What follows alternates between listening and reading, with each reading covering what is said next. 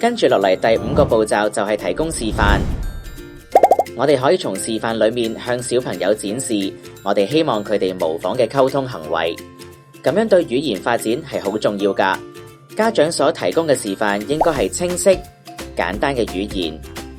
例如果一個小朋友伸手去拎玩具，你可以話要波，示範俾小朋友聽可以模仿嘅句子。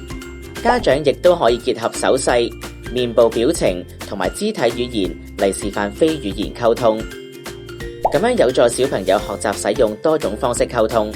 當小朋友發出聲音或者做手勢嘅時候，家長可以透過添加單字或者短句嚟擴展佢哋嘅語言。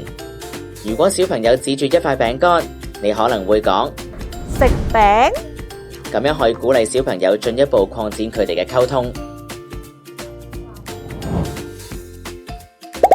適用於我哋按照小朋友感興趣嘅事物或者小朋友進行緊嘅活動嚟提問，去鼓勵小朋友以口語表達請求。當佢哋冇回應，我哋就可以講出答案做示範。我哋提出嘅問題，然後再提供示範，咁樣可以俾小朋友理解，日後當佢聽到呢個問題嘅時候，應該講啲乜嘢。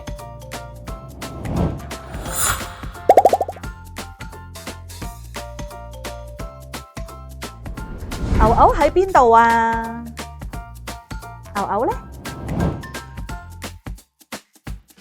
大人為小朋友示範適當嘅回應，鼓勵佢哋使用。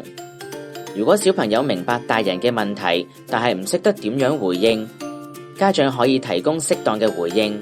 喺個袋入邊，但係唔一定要小朋友重複嗰啲嘅示範，因為小朋友係需要喺唔同嘅情景裏面接觸到同樣嘅示範，先至可以慢慢學習得到，之後先至有能力重複呢啲示範。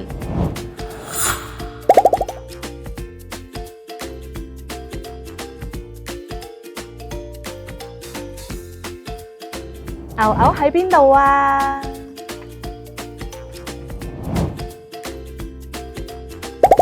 大人先引起小朋友嘅反應，然後示範所講嘅句子嘅意思。牛牛匿埋喺屋入邊喎，咁樣就係幫助小朋友理解句子嘅意思啦。